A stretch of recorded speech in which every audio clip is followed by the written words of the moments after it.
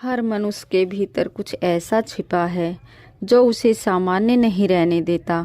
कभी करुणा के रूप में, कभी क्रोध के रूप में, कभी त्याग के रूप में और कभी मौन के रूप में। वही है रुद्रांश, शिव की चेतना का एक सूक्ष्म अंश। कहते हैं जब शिव के आंसू धरती पर गिरे तो वह केवल एक स्थान पर नहीं ठहरे, वह धरती की मिट्टी में समा गए। जल, वायु, अग्नि और आकाश के साथ मिलकर हर जीव के भीतर प्रवाहित हो गए। उसी क्षण से प्रत्येक मनुष्य में एक अंश उस दिव्य मौन का बस गया। जब कोई व्यक्ति दूसरे के दुख को समझने की क्षमता रखता है वह रुद्रांश बोलता है। जब कोई अपनी गलती स्वीकार करता है और पश्चाताप के आंसू बहाता है वह विद्रांश जाग उठता है। जब कोई निस्वार्थ होकर त्याग करता है वह उसी शिव अंश का प्रभाव है। हमारे आंसू केवल जल नहीं होते, वह भीतर की पीड़ा, करुणा और परिवर्तन का प्रतीक है।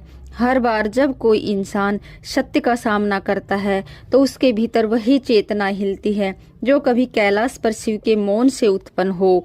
इसलिए कहा जाता है शिव सब में है और सब शिव में है, क्योंकि हम अलग नहीं बल्कि उसी अनंत चेतना के छोटे छोटे अंश हैं। जब हम भीतर से निर्मल होते हैं, जब हम अपने अहंकार को तोड़ते हैं, तब वह रुद्रांश हमें मार्ग दिखाता है, शांति की, सच्चाई की ओर और अंततः शिव की ओर। यही कारण है कि शिव की आराधना किसी भारी मूर्ति की नहीं बल्कि अपने भीतर के उस रुद्रांश को जगाने की प्रक्रिया है, क्योंकि शिव हमारे बाहर नहीं हमारे भीतर विराजमान है। कहा जाता है यह कथा इतनी गूढ़ थी कि समय के साथ कई ग्रंथों से मिटा दी गई, क्योंकि इसमें छिपा रहस्य मनुष्य की समझ से परे था। देवताओं ने भी इस प्रसंग का उल्लेख कभी खुलकर नहीं किया।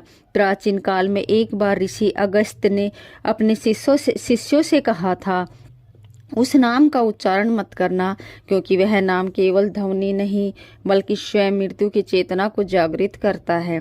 किंवदंती है कि जब मनुष्य के आंसू से पहले रुद्रांश प्रकट हुए थे तो उन्होंने एक शब्द कहा था, एक ऐसा शब्द जिसे ना कोई लिख सका ना समझ सका। वह शब्द स्वयं शिव की वेदना का स्वर था।